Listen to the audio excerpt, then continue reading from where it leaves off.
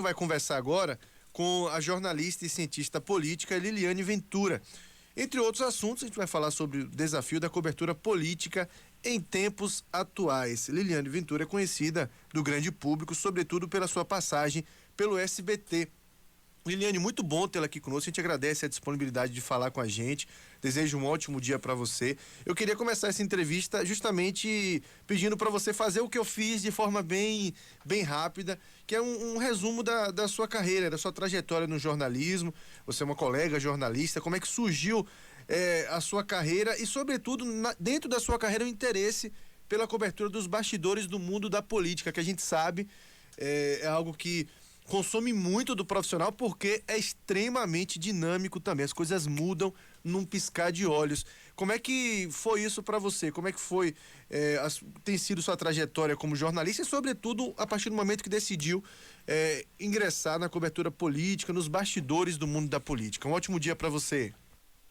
Olá, bom dia. Uma satisfação muito grande dizer que hoje eu vou conversar com você, Fernando Moreira, bem como com toda a sua audiência aí nessa cidade, nesse estado maravilhoso, que eu tenho um carinho todo especial, porque eu tenho laços profundos com pessoas que são aí da Bahia e pessoas que são especiais na minha vida. Olha, dizer que a minha vida profissional começou muito cedo. Eu fui emancipada aos 17 anos para poder atuar em frente às câmeras, numa emissora da Rede Globo na minha cidade, Campos dos Goytacazes, no Rio de Janeiro, e de lá para cá não parei mais, culminei com o meu trabalho em rede nacional em São Paulo, na emissora SBT, e depois passei pelas demais, Record, Rede TV, enfim, foram muitos anos aí trabalhando e atuando diretamente na televisão. No SBT, nós trabalhamos,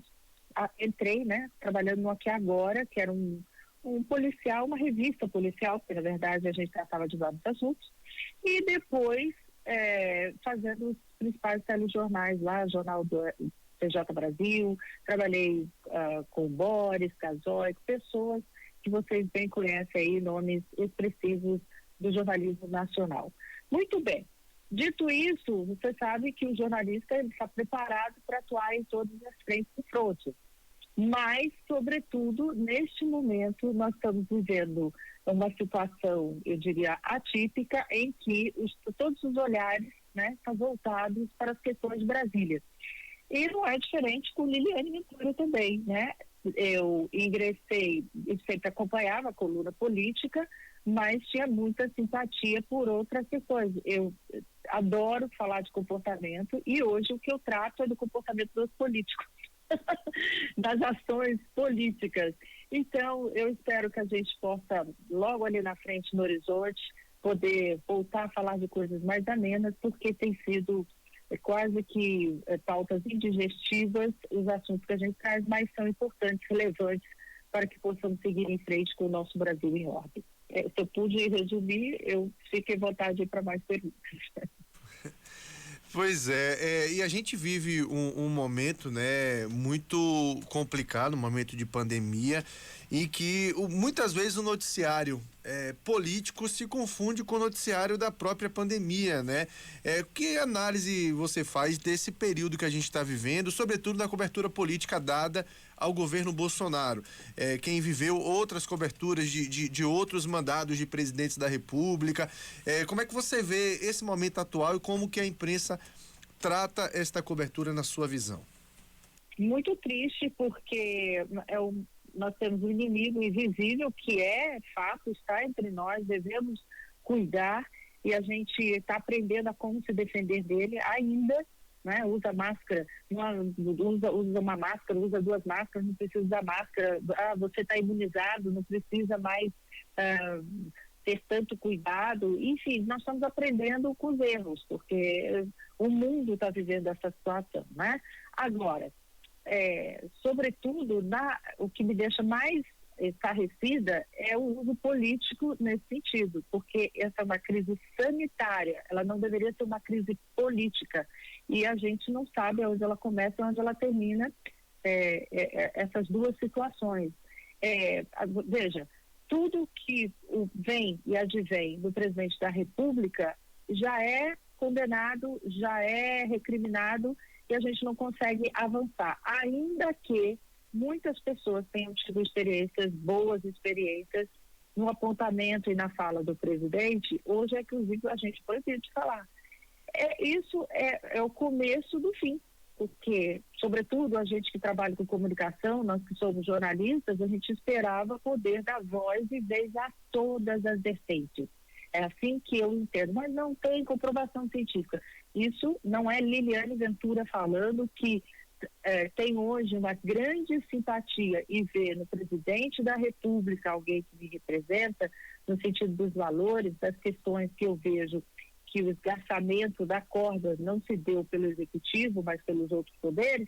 Então, eu fico observando e triste, esperando que isso cesse logo, porque o que ficou muito exposto, se por um lado nós temos um inimigo invisível, ficou muito exposto quem são os inimigos visíveis em Brasília da nação. Então, é esperar, é a gente acompanhar e entender que todo mundo hoje é um agente nessa luta, né? E aí independe de corrente política. É porque eu sou do partido X, eu sou do partido Y. Não, sobretudo agora nós estamos falando de uma questão de liberdade. Liberdade é essa de expressão, liberdade de ir e vir, tudo que estava assegurado para cada um de nós na Constituição, que nós não estamos vendo mais sendo posto em prática. Bom, e comparando, né, outros momentos da história do país, que tipo de diferença você encontra, né, na cobertura dada, por exemplo, nesse momento que a gente vive e, sobretudo, ao governo federal, tendo o Jair Bolsonaro como presidente, como na época Collor, FHC, Lula, Dilma, que diferenças você consegue identificar, Liliane? Sobretudo porque nós estamos fazendo uso dessa nova ferramenta que chegou. Antes nós éramos ouvidos, né, através de uma mídia chamada convencional, rádio, TV e jornal. Hoje nós temos a internet que chegou e marcou posição, onde cada um pôde fazer do seu celular o seu veículo de comunicação. A verdade é essa. Então, veja bem, todo mundo hoje tem condição de externar a sua indignação, o que eu acho ótimo e também, por outro lado, perigoso. Nós estamos bebendo de várias fontes, nem sempre as fontes são boas e são respeitáveis e devemos dar crédito. Agora, por outro lado, a gente tem que fazer uma outra pergunta. Por que as pessoas ganharam tanto espaço, ainda que não sejam representantes de uma mídia convencional? Por que elas marcaram território? Porque, para mim, foi muito fácil, e tem sido, navegar por todas as mídias. Então, se eu tiver que atuar no rádio, eu vou atuar no jornal, no rádio, na TV, ou no papel impresso, na revista e nas próprias redes. Agora, por que essas pessoas aí estão fazendo tanto barulho? Eu ouso dizer que é o grito de independência. Nós passamos um bom tempo, e eu posso falar isso de cadeira, sendo sim determinado por algumas pessoas, por algumas emissoras, o que você devia ou não ouvir sobre o que, e já com uma opinião, porque todo mundo fala assim, o jornalismo mudou muito, o jornalismo agora vem acompanhado de opinião. Não é verdade, ela sempre esteve ali presente, você que não percebia, e ela era apresentada de forma que parecia ser algo que estava só te relatando um fato. Na verdade, sempre, qualquer notícia, desde sempre, ela vinha assim, impregnada e carregada do editorial de uma emissora, dos interesses, inclusive comerciais de uma emissora, porque vivemos num país capitalista, porque as pessoas precisam sobreviver, mas essa chamada independência da fala, do jornalismo, eu de verdade só encontrei nas redes sociais, eu só encontrei nessa nova ferramenta chamada YouTube, Facebook e Instagram, que agora acabou também, em razão do policiamento que está havendo. Bom, muito se atribui algumas polêmicas que surgem à espontaneidade do presidente da República, né? Naquele chamado cercadinho, onde ele popularmente, onde muita gente popularmente chama, e onde ele chega ali, conversa com as pessoas, ser muito ativo nas mídias sociais. De alguma forma, na sua avaliação, isso atrapalha ou algumas polêmicas são geradas, aquela coisa de juntar a fome com a vontade de comer. Fala-se muito de que há uma intenção, um interesse em prejudicá-lo, mas a forma espontânea dele falar de alguma forma pode contribuir com isso, ou não fosse assim, seria de outra forma na sua avaliação? Se não fosse assim, ele já teria caído. Com certeza, Bolsonaro não estaria mais na presidência da República. A depender da simpatia da mídia, da fonte que secou para que ela sobreviva, olha, a gente precisa esclarecer, e eu adorei a sua pergunta, ela é muito oportuna. Porque a mídia, como eu disse, ela vive da parte comercial e não há nada de errado nisso, de jeito nenhum. Agora, para que ela pudesse ser abastecida pelo dinheiro público, que é isso que acontece, é o nosso dinheiro, fala em dinheiro público, fala que parece que não tem dono. É um pouquinho de cada um de nós que contribui para chegar lá e depois ser distribuído. Então, nós estaríamos mortos, porque entendendo que dessa maneira... Você está me ouvindo aí? Estamos sim, ouvimos bem. Está ouvindo bem? Tá, eu vi um barulho aqui, não sei se é externo aqui ou se às vezes você. Então, até me desconcentrei, mas vocês não ouviram, não? Acho que foi muito bem. Ouvimos sim, conseguimos ouvir bem. Como se o transformador tivesse estourado. Desculpa, vamos retomar. Então, dizer o seguinte, o presidente, ele não tem a liturgia do cargo, ele não trouxe. Agora, ele foi eleito não sendo naquele protótipo que a gente conhecia de todos os outros políticos, que eram conduzidos por um marqueteiro, que ensinavam para ele. Eu já trabalhei em campanha política, aliás, com alguém aí da sua terra, que foi o Duda Mendonça, sem dizer da importância deles, mas o Bolsonaro teve na figura dele, a condução dele, o filho Carlos, e usando essa ferramenta. Eu fico muito feliz porque ele assumiu o cargo e continuou sendo a mesma pessoa, não se deixou levar por vaidades, e tem algo que o Bolsonaro não tem, é a chamada vaidade do cargo. Ele sabe muito bem, e até pela vivência política que ele tem, que aquilo ali é passageiro. Ninguém está eternamente presidente, né? Vai ser eternamente, não vai ser um ditador, mas o que a gente pretende manter na nossa sociedade, que é a democracia, existe ali um rodízio daquela cadeira. Diferente do que acha o outro poder, porque o Congresso, ele é uma temperatura da sociedade e por muitas vezes ele foi conduzido como uma maré, né? De manhã está baixo, no final do dia está alta, etc. e tal. O Congresso retribuía conforme a solicitação do povo. Nós temos um outro poder que se mostra diferente, que é aquele que é o dono da cadeira e que só sai ali muito obrigada quando terminar a sua tarefa ou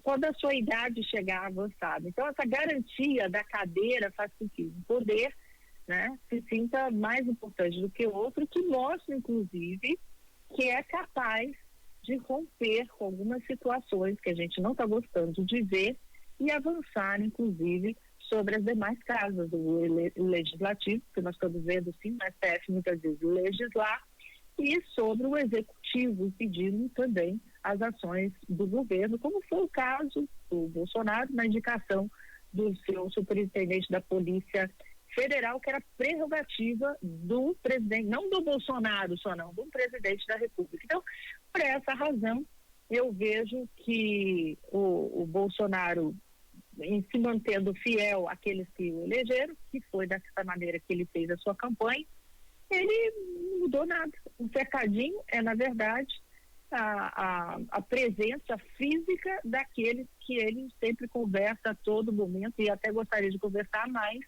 num momento como esse que atravessa o Brasil. E só por essa razão, e porque as pessoas replicam o que ele faz lá, inclusive sendo pauta para as grandes mídias, é que ele faz chegar e faz entender os objetivos dele que ele tem com o governo e com o momento que ele está lá, presidente da República. Causa confusão? Causa. Tem embaraço? Tem. É o melhor tipo de comunicação? Eu tenho as minhas críticas também ao nosso presidente. Eu penso que ele deveria usar mais a Voz do Brasil.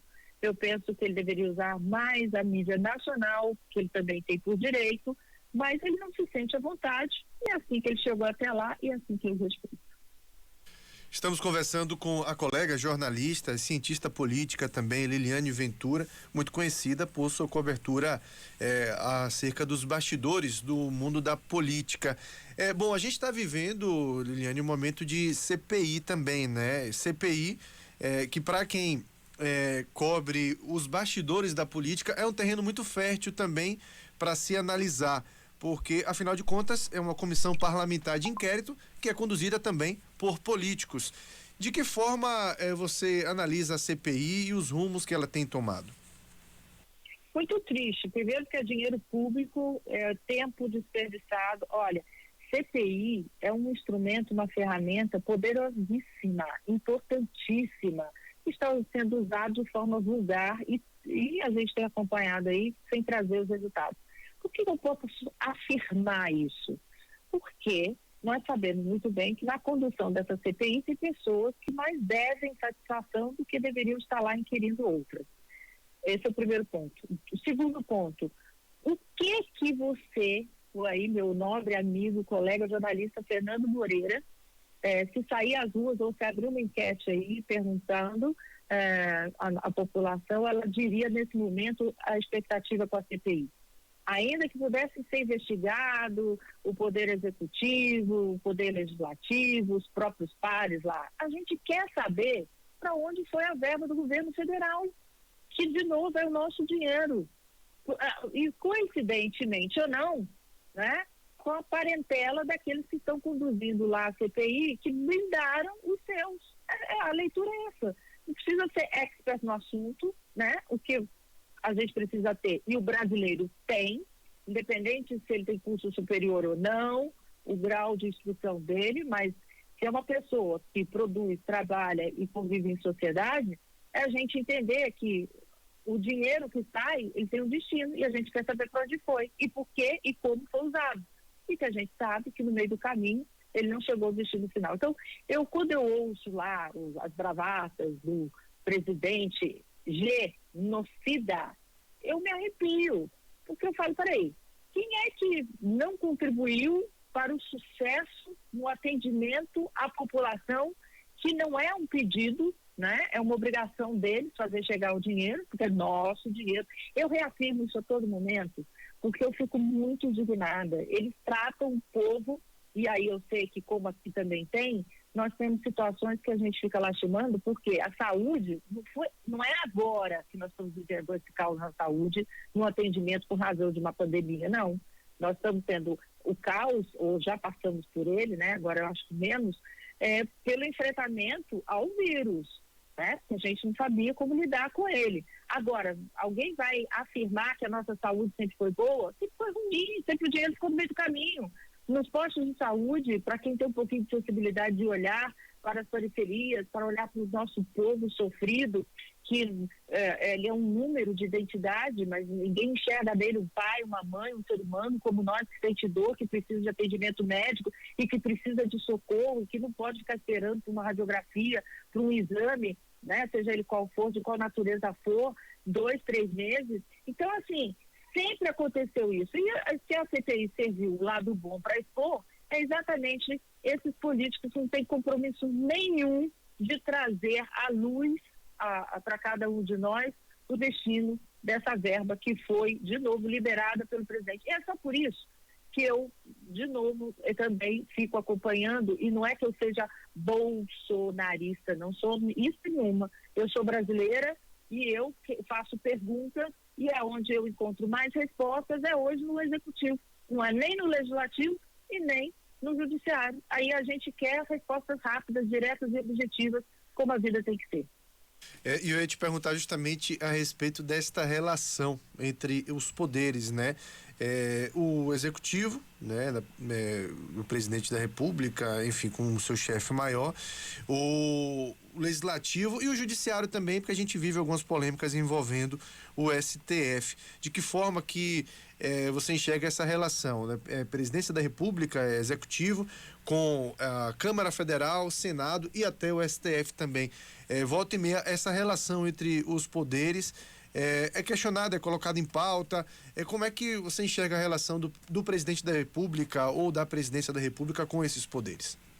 Ele não baixa a cabeça nem a crista para nenhum deles, o que eu acho ótimo, porque veja bem, meu querido Fernando e os ouvintes aí que estão acompanhando a nossa fala, veja bem o que eu vou dizer, a harmonia entre os três poderes, sabendo do avanço que está tendo, nós estamos com um deputado preso pelo crime de fala, né, de opinião. Nós estamos com o presidente de um partido no país, e olha, poderia ter sido o PT, o PS, se você quiser ir da linha da esquerda, eu iria defender da mesma maneira aqui, porque se você é um parlamentar, você tem sim, por lei, né, e por condição de estar lá representando uma população que o elegeu, através do voto que é legítimo, o direito de falar. E até isso eles tiraram. E foi tirado pelas mãos de quem? Do Executivo? Se bem que o próprio Legislativo referendou, né? Mas a gente fica chateado, a gente fica triste, porque fala, escuta, como é que é? Alguma coisa está fora de ordem. E a gente está sabendo e vendo aonde ela acontece. Agora, apequenou o Congresso como um todo. A Câmara, que não enfrentou naquele momento a situação do Daniel Silveira, e também agora nós estamos vendo a covardia do Senado. Por quê?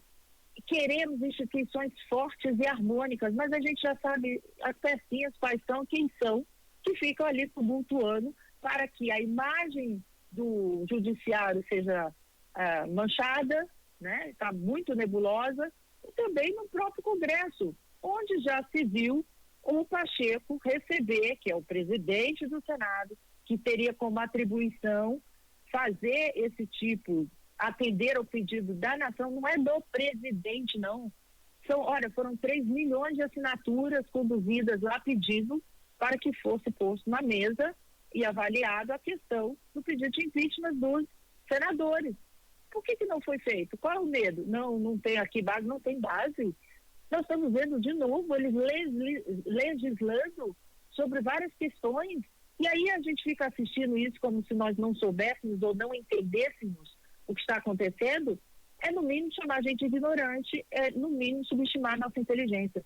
Então, quando vem o Pacheco, que foi uma aposta nossa, né, de dizer, nossa, um sangue novo, alguém que está chegando ali tem compromisso de atender ou de ter algum tipo de submissão a um outro poder, se acovarda, diz não 3 milhões de assinaturas, o povo não vai ser atendido, 3 milhões representando uma nação.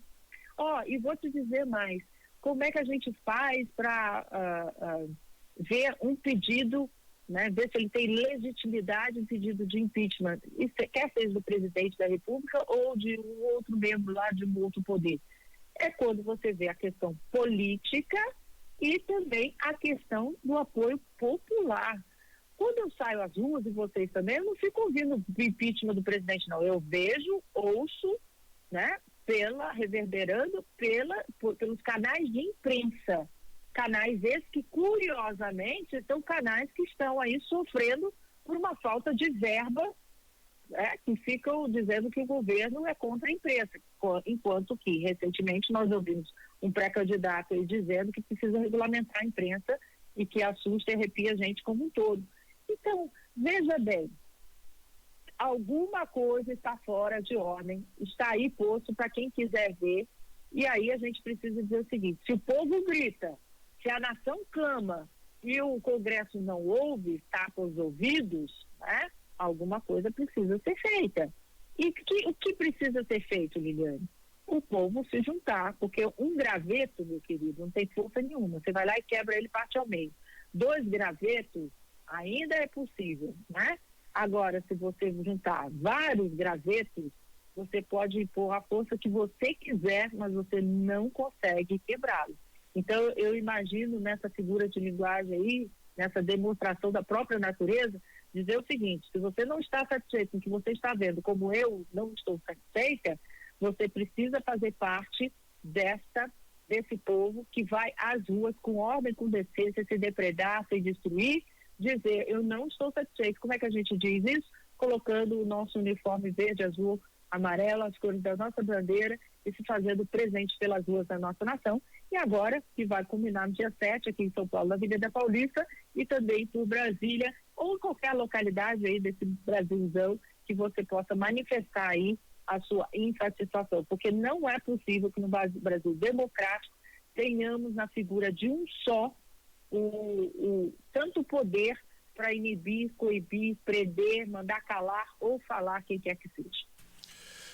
Bom, Liliane, a gente falou da relação entre os poderes, uma outra relação que também se questiona muito e se fala muito e tem muita polêmica em torno disso, de uma possível, na verdade, relação entre os filhos do presidente da República e a própria presidência da República, o próprio cargo ocupado pelo pai.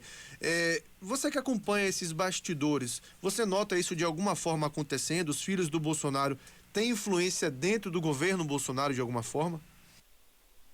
Eu preciso dizer uma coisa para vocês. Quem fala isso é porque não conhece Bolsonaro. Bolsonaro, ele tem uma relação de pai para filho que eu acho ótima. Ele é pai, ele está presidente, os filhos são políticos, né? Estão políticos também, só chega lá através do voto, e é legítimo. Agora, coitados que acham que o Bolsonaro é influenciado por alguém. Mas, olha, ele é realmente um homem atípico. Ele vai e aí preciso dizer que o Carlos apresentou essa ferramenta para ele, chamada internet, ele se encantou, isso é verdade. Agora, daí, dizer o que ele fala, como ele faz e por que faz, meu amor, eu, conhecendo os bastidores da política do jeito que eu conheço, quem tentou fazer isso com o Bolsonaro já não está mais em Brasília, ou está afastado do Planalto. Eu posso garantir para vocês que Bolsonaro usa, né, ele tem esse poder e quero acreditar porque ele fala em Deus e ouvir Deus, mas ele é um homem que observa muito. E as pessoas ficam subestimando o tempo que ele passou dentro do Congresso. Meu amor, ali é a maior universidade da política do nosso país. Então ele sabe os modos operantes, ele já sabe o que vai dar ali na frente. Liliane, mas ele teve muita traição e se manteve de pé. E, inclusive, por pessoas que nós considerávamos muito. Estou me referindo ao Sérgio Moro, estou me referindo aqui por São Paulo, uma deputada que eu ajudei a eleger o meu trabalho, que foi recorde, né, histórico aí de número de votos. Então, assim, quem tentou ousar em fazer a cabeça dele, ele afasta e afasta sem nenhum constrangimento. Ele manda correr mesmo. E eu gosto desse jeito dele. Eu gosto, porque assim, uma coisa é você colaborar. E isso a gente precisa fazer. E ele ouve. Agora, quando a pessoa quer impor, meu amor, com certeza ela não está lá para continuar a história. Bom, para a gente encerrar o nosso papo, eu queria ouvir uma análise sua a respeito de 2022. Afinal de contas, 2021 é um ano entre eleições, né? E esse ano entre duas eleições, geralmente é um ano bastante movimentado nos bastidores da política, né? Tem muita gente já fazendo pré-campanha por aí, circulando. Aqui na Bahia não é diferente, a gente vive, né, essa disputa entre o DEM e o PT aqui, com a Semineto e o Jacques Wagner, que hoje é senador, o próprio João Roma, que é ministro do governo Bolsonaro, aparece no tabuleiro como um possível candidato ao governo do estado, representando a figura de Bolsonaro, ou apoiado de alguma forma por Bolsonaro, afinal de contas faz parte do governo. Como é que você enxerga 2022 em relação a estados e, sobretudo, a grande eleição que é a presidência da República, né? A gente tem aí o próprio Lula de volta ao jogo, o Bolsonaro é um natural candidato à reeleição, assim a gente entende. E de que forma você enxerga o que tem se desenhando em 2021 para 2022? Eu vejo com muita tristeza no cenário presidencial. Eu penso que é tão legítimo cada um se colocar e as prévias acontecerem entre os partidos e eles serem escolhidos e avançar. Eu amo esse movimento, porque você fica observando o caráter das pessoas e quem realmente eles se sentem representados a partir dos partidos. Você fica olhando e fala, mas como assim? Aquele ali que vai representar? mas assim, tem uma ficha aí corrida, muitas vezes foi até condenado, já cumpriu, etc. e tal, você fica olhando e observando, né? Agora, o segundo momento é aquele em que a gente fica acreditando e a gente quer acreditar que o nosso voto é respeitado, né? E que é muito curioso aqui dizer para vocês que nós estamos vivendo um tempo em que para a imunização, eles estão exigindo um documento impresso, mas para aquilo que decide a nossa vida em todas as questões, em todas as áreas, né? Saúde, educação, economia, etc. Tal, a gente não precisa ter um comprovante. Um comprovante não que tenhamos que portá-lo, mas que possamos auditá-lo, que já foi voto vencido lá naquele congresso. E para dizer isso, porque nós não somos ouvidos por ele. O que eu tenho feito e por onde eu passo eu tenho falado? Não deixe para ver aqui o candidato que vai ocupar o cargo do executivo aí no seu estado em cima da hora, né? Você precisa, no mínimo, acompanhar, você precisa fazer uma análise, não pela minha voz, né? Você pode gostar de me ouvir, não gostar, e defendo também que você ouça pessoas que falam totalmente diferente de mim ou de outros analistas políticos aí pelo país.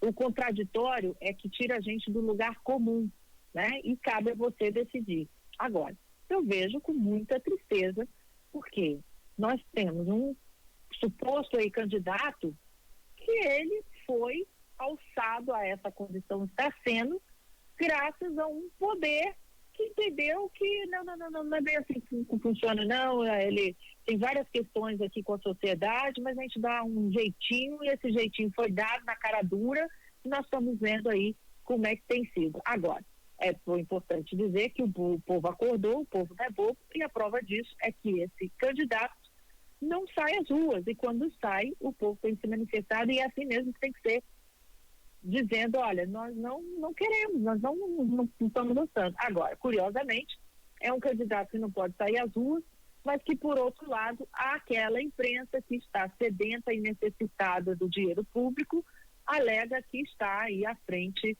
nas pesquisas, chamadas pesquisas eleitoral dos institutos, que são os mais dos mesmos de sempre, que na última eleição dava também como certa a vitória desse candidato. Então, dizer o seguinte, eu ouvi que eu não gosto de política, eu não gosto de me meter com política, e a gente ouve isso, né? Ainda hoje, é dizer o seguinte, você é o responsável pelo crescimento e o andamento nessa evolução aí de querer dar um olé em cada um de nós, nessa narrativa que eu fiz agora aqui, nesse cenário que eu mostrei aqui agora, bem, verdade?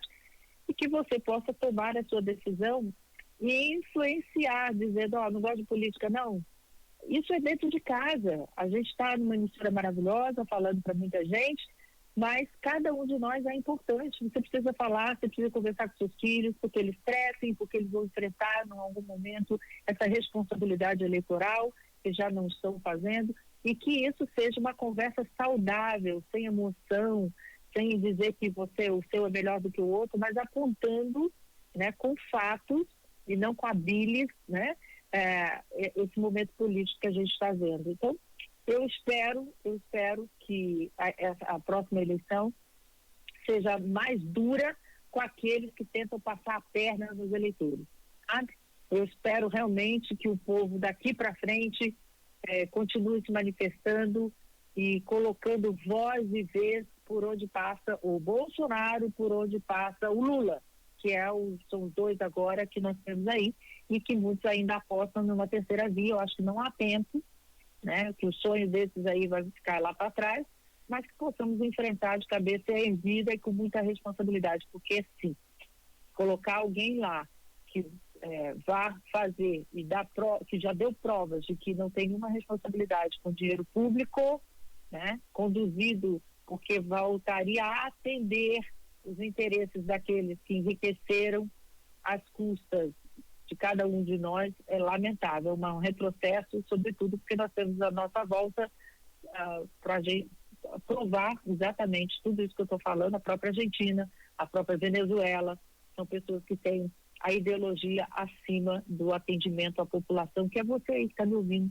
que mora não em Brasília, que muitas vezes sabe-se, né, que a gente vive no estado, mas onde a gente mora, reside, é na nossa cidade, e só você sabe aí o que você passa no seu dia a dia quando você necessita de um atendimento público. Então, esse movimento a gente precisa fazer de toda sorte, de toda ordem, e botar para quebrar, porque agora esse ano eleitoral vai ser um ano que tem que ser difícil mesmo para quem quer enganar o seu eleitorado.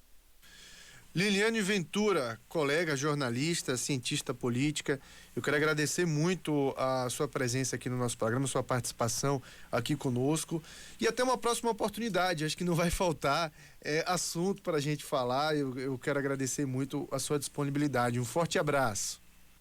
Fernando, eu quero agradecer, Fernando Moreira, bom dia, Feira Oficial, agradecer a sua paciência aí que teve nos ouvindo. Foi uma entrevista que eu falei muito, mas você me provocou e eu gosto de falar.